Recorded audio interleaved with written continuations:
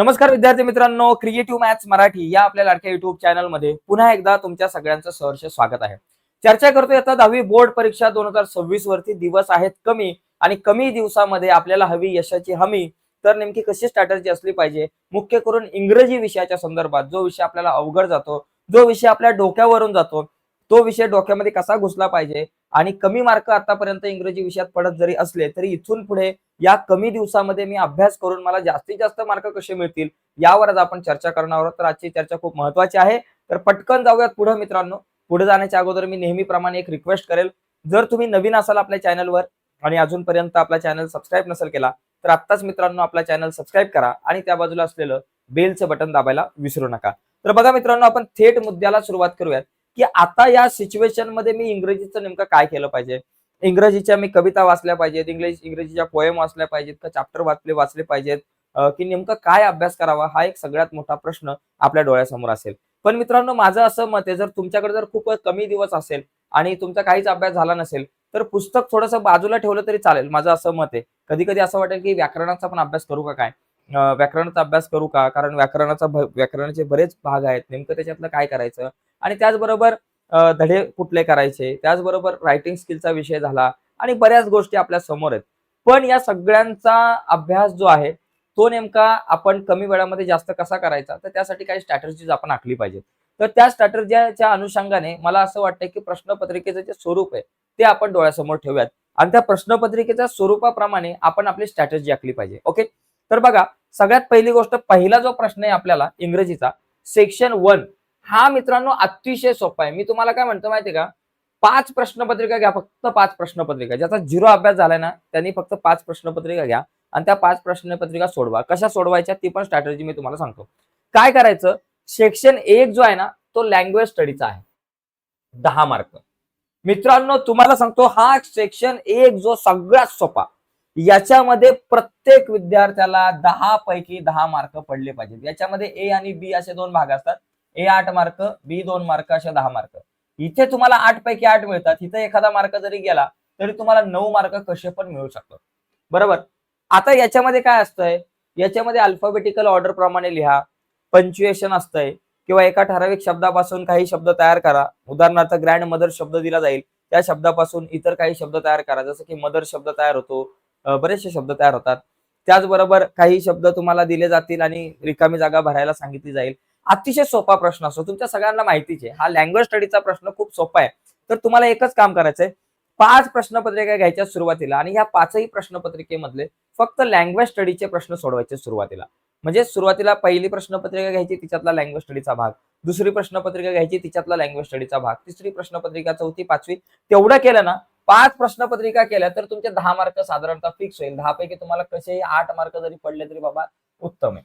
याच्यानंतर ऍक्च्युली 10 पैकी 10 पडतात तिथे सर्वांना, जर तुम्ही 4-5 प्रश्नपत्रिका केल्या तर. त्याच्यानंतर सेक्शन 2 जो आहे ना तो टेक्स्च्युअल पॅसेजचा आहे, 20 मार्क. तर याच्यामध्ये काय असतात, 2 पॅसेज असतात. आपल्याकडे एक जो पॅसेज आहे ए आणि दुसरा पॅसेज आहे बी. ए पॅसेज मध्ये 5 activity, A1, A2, A3, A4, A5. त्याच्यामध्ये A4 ला तुम्हाला ग्रामरचा भाग झाला आणि त्याच्यामध्ये A5 ला तुम्हाला पर्सनल रिस्पॉन्सचा प्रश्न. अशा 5 ऍक्टिव्हिटी त्याच्यामधल्या A1, A2, A3 मला तर अल्फाबेट तुमचा जो व्हॉकॅब्युलरी त्याच्यावरती आधारित असतात. A1, A2 खूप सोपा.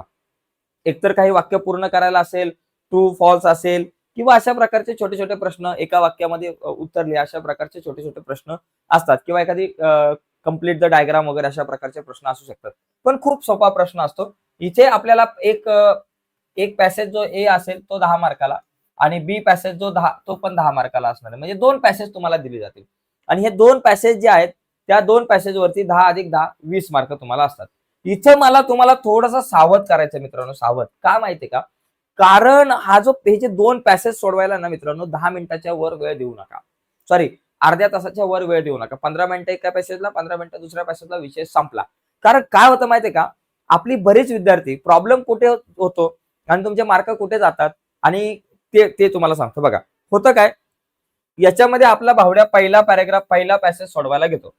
पहिल्या पॅसेज मधल्या A1 चं उत्तर सापडतं, A2 चं सापडतं, A3 चं सापडत नाही, A4 चं सापडत नाही आणि A5 चं त्याला बाबा लिहितो तो. पण त्याला 2 प्रश्नांची उत्तर सापडत नाही म्हणून तो पॅसेज पुन्हा वाचतो. सापडत नाही. परत पुन्हा वाचतो, सापडत नाही. आणि तो वाचतच चाललाय भाऊ, वाचतोय शोधण्याचा प्रयत्न करतो, अर्धा तास झाला एकाच पॅसेजला. मग दुसरा पॅसेज घेतला. दुसऱ्या पॅसेज मध्ये बाबा पहिल्याचं आलं, दुसऱ्याचं आलं, तिसऱ्याचं आलं, चौथ्याचं नाही आलं, पाचव्याचं नाही आलं. मग पाचव्याचं उत्तर शोधत बसलाय. भेटतोय, एकदा वाचला, दोनदा वाचला, जवळपास त्याला अर्धा पाऊण तास घालवला. म्हणजे मित्रांनो, मला काय म्हणायचं तुम्हाला, तुम्ही इथं जास्त वेळ वाया घालू नका. ज्या प्रश्नांची उत्तरं येतात, पहिल्यांदा पॅसेज वाचला, उत्तरं मिळाली, उत्तम. पहिल्यांदा वाचल्यानंतर उत्तर नाही मिळाली, दुसऱ्यांदा वाचा, तिसऱ्यांदा वाचा, चौथ्या पाचव्यांदा वाचत बसू नका. जास्तीत जास्त 3 वेळा वाचा, 3 वेळा शोधण्याचा प्रयत्न करा. जास्त प्रयत्न करू नका. तो विषय तिथंच सोडा, त्याच्यासाठी जागा सोडवा आणि मग पुढचे प्रश्न सोडवायला घ्या. आणि पुढचे सगळे प्रश्न सोडून झाल्यानंतर इथं यायचंच आहे आपल्याला पहिलं. आता होतं काय माहितीये का, इथं बराचसा वेळ आपला जातो आणि मग तुमचे हे प्रश्न राहतात आणि म्हणतो की अरे बापरे, मला तर या ठिकाणी रायटिंग स्किलचा भाग मला येत होता, हा साधारणतः 24 मार्काला मिळत होता, पण ठीक आहे, मला बाबा रायटिंग स्किलचा भाग येत होता, मला हे येत होतं, मला ते येत होतं, परंतु प्रॉब्लेम काय झाला, मला वेळच नाही पुरला. मला ट्रान्सलेशन पण सगळं येत होतं, पण मला वेळच नाही पुरला. का? कारण भावड्याने इथं वेळ घालवलाय. इथं बऱ्याच मुलांचा वेळ जातो बरं का, एक सायकोलॉजी लक्षात घ्या. तर मला असं वाटतंय की हा प्रश्न शेवटी सोडवा तुम्ही, माझं असं पण मत आहे. हा जो प्रश्न आहे आणि हा प्रश्न आणि वाटलंच तर हा प्रश्न, हे 2 प्रश्न वाटलंच तर तुम्ही शेवटी सोडवा, असंही तुम्ही करू शकता. ठीक आहे. पुढे बघा, पुढचा मुद्दा आहे, तिसरा प्रश्न जो आहे तो तुम्हाला पोएट्रीवरती आहे. सेक्शन 3 पोएट्री, तिसरा प्रश्न 10 मार्क. बघा, एक 5 मार्काला तुम्हाला पोएम दिली जाईल, अतिशय सोपी, कुठलीही एक पुस्तकातली पोएम दिली जाईल आणि त्याच्यावरती 5 मार्काला क्वेश्चन दिले जातील सोपे सोपे. आणि दुसरी एक पोएम दिली जाईल, म्हणजे क्वेश्चन नंबर 3 मधला जो पहिला क्वेश्चन आहे त्याच्यामध्ये जी पोएम दिली असेल ती सोडून तुम्हाला एक दुसरी पोएम दिली जाईल आणि त्या पोएमचा अप्रिशिएशन साठी तुम्हाला 5 मार्क असणार आहे. Appreciation of the poem. आता सगळ्या पोएमचं अप्रिशिएशन तुम्हाला नीट समजून घेतलं पाहिजे. त्याच्यामध्ये तुम्हाला प्रत्येक पोएमचं नाव, त्याच्या पोएटचं नाव, त्याचबरोबर त्याच्यामध्ये असलेली रायमिंग स्कीम आणि त्याचबरोबर त्याच्यामध्ये कुठले फिगर ऑफ स्पीच वापरले गेलेले आहेत, या सगळ्या मुद्द्यांवरती आपल्याला व्यवस्थित अभ्यास करायचा आहे. आता तुम्हाला जर हे सगळे जर अप्रिशिएशन हवे असतील आणि या सगळ्यांच्या नोट्स मी बनवल्यात, या सगळ्यांच्या नोट्स हव्या असतील तर व्हिडिओच्या खाली डिस्क्रिप्शन मध्ये मी लिंक दिलेली आहेत नोट्सची. त्या नोट्सच्या लिंकवर क्लिक केलं की त्याच्यामध्ये सगळ्या विषयांच्या नोट्स आहेत. त्याच्यातल्या इंग्लिशच्या नोट्सवर क्लिक केलं की तुम्हाला इंग्लिशच्या सगळ्या नोट्स मिळून जातील. आणि 5 प्रश्नपत्रिका हव्या असेल तर त्याची पण लिंक नंतर मी व्हिडिओच्या खाली डिस्क्रिप्शन मध्ये देतो. ओके. तर इथे तुम्हाला अप्रिशिएशन, इथे पण तुम्हाला 5 पैकी 5 मार्क मिळू शकतात. प्रत्येक पोएमचे तुम्ही अप्रिशिएशन करून ठेवा, जे मी तुम्हाला दिलेलं आहे, देणार आहे, व्हिडिओच्या खाली डिस्क्रिप्शन मध्ये देतो लिंक.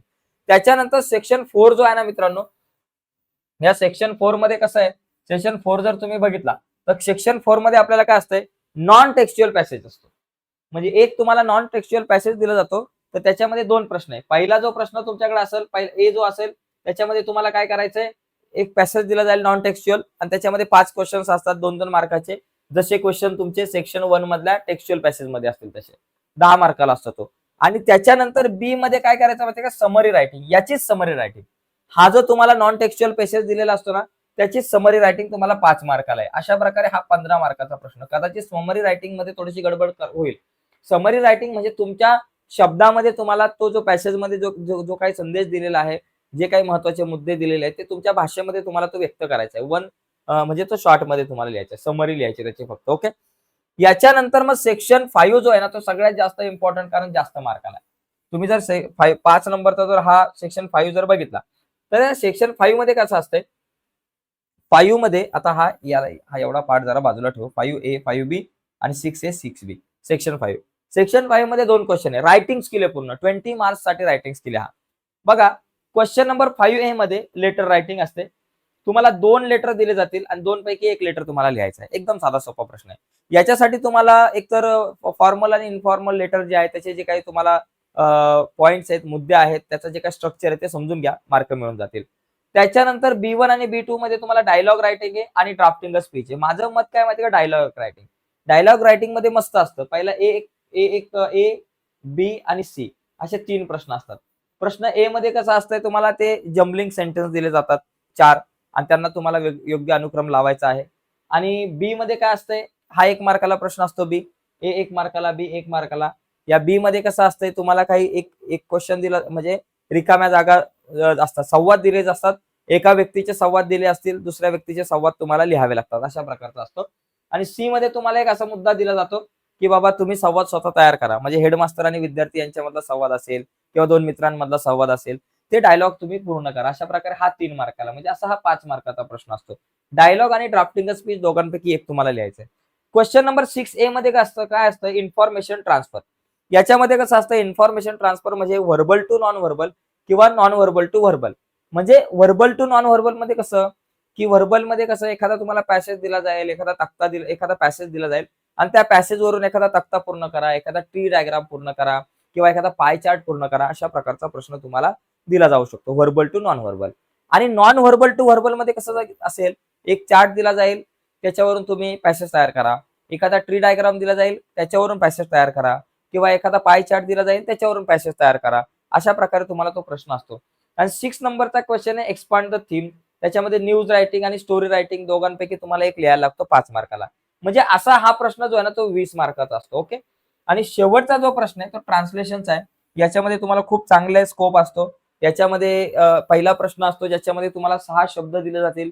त्याच्यापैकी 4 शब्दांचे तुम्हाला योग्य अर्थ लिहायचे आहेत मराठीमध्ये. दुसऱ्या प्रश्नामध्ये तुम्हाला 4 वाक्य दिली जातील. त्याच्यातल्या 2 वाक्यांचे मराठीमध्ये ट्रान्सलेट करायचे आहेत. आणि तिसरा प्रश्न तुम्हाला काही आयडॉम म्हणी किंवा वाक्प्रचार दिले जातात त्यांचे मराठीचा अर्थ लिहायला लागतात. अशा प्रकारे मित्रांनो हे क्वेश्चन पेपरचा एक फॉर्मॅट आहे. आता तुम्हाला मी सांगतो तुम्ही काय करायचं माहितीये का? तुम्हाला मी 2 ऑप्शन देतो. पहिला ऑप्शन काय माहितीये का? 5 क्वेश्चन पेपर घ्या कुठलेही. त्या 5 क्वेश्चन पेपर जर तुम्हाला हवे असतील तर व्हिडिओच्या खाली डिस्क्रिप्शन मध्ये मी क्वेश्चन पेपरची लिंक देतो. त्याचबरोबर मी नोट्सची सुद्धा लिंक दिली. जर तुम्हाला इंग्लिशच्या मी सगळ्या नोट्स बनवल्यात, व्हिडिओच्या खाली नोट्सची लिंक आहे, त्या लिंकवर क्लिक केले की सगळ्या विषयांच्या नोट्स आहेत. त्याच्यातल्या इंग्लिशच्या नोट्सवर क्लिक करून इंग्लिशच्या नोट्स डाउनलोड करून घ्या. तर काय करायचंय क्वेश्चन पेपर सोडवताना क्वेश्चन वाईज सेक्शन वाईज सोडवायचे. पहिलं सगळ्या क्वेश्चन पेपर मधला सेक्शन 1 सोडवायचा, नंतर सगळ्या क्वेश्चन पेपर मधला सेक्शन 2 सोडवायचा, नंतर सगळ्यामधला क्वेश्चन 3, नंतर सगळ्यांमधला क्वेश्चन 4 आणि मग सगळ्यांमधला क्वेश्चन 5 सोडवायचा आहे. आणि 5 मध्ये पण असं करा पहिले सगळ्यातले लेटर बघा, पहिले नंतर सगळ्यांमधले डायलॉग बघा, नंतर सगळ्यांमधले ड्राफ्टिंग स्पीच, नंतर सगळ्यांमधले इन्फॉर्मेशन ट्रान्सफर मधला व्हर्बल टू नॉन व्हर्बल, नंतर सगळ्यांमधला नॉन व्हर्बल टू व्हर्बल, नंतर मग सगळ्यांमधलं न्यूज बघा, नंतर सगळ्यांमधले स्टोरी रायटिंग तुम्ही बघा आणि नंतर सगळ्यांमधले तुम्ही जे तुमचं ट्रान्सलेशनचा जो भाग आहे तो बघा. अशा प्रकारे जर तुम्ही सोडवलं तर त्याचा फायदा होईल. आणि या सगळ्या प्रश्नपत्रिका सोडवून झाल्यानंतर एक प्रश्नपत्रिका त्याच्यातली कुठलीही वेळ लावून न बघता सोडवण्याचा प्रयत्न करा संपूर्ण. ठीक आहे. तर अशा प्रकारे मित्रांनो आज आपण चर्चा केलेली आहे. व्हिडिओच्या खाली डिस्क्रिप्शन मध्ये 2 गोष्टी दिल्यात. पहिली नोट्सची लिंक आणि दुसरी लिंक तुम्हाला दिलेली आहे क्वेश्चन पेपरची. तर नोट्सच्या लिंकवर क्लिक केल्यानंतर सगळ्या विषयाच्या नोट्स मिळतील. क्वेश्चन पेपरच्या लिंकवर क्लिक केलं की सगळ्या विषयांचे क्वेश्चन पेपर तुम्हाला बघायला मिळतील. ठीक आहे मित्रांनो, तर आजच्या या चर्चेमध्ये इथेच थांबूयात. नक्कीच व्हिडिओ आवडले असेल तर व्हिडिओला लाईक करा. नवीन असाल आपल्या युट्यूब चॅनलवर तुम्ही आणि अजूनपर्यंत चॅनल सबस्क्राईब नसेल केला तर आत्ताच आपला चॅनल सबस्क्राईब करा आणि त्या बाजूला असलेलं बेलचं बटन दाबायला विसरू नका. धन्यवाद मित्रांनो. बाय सर्वांना.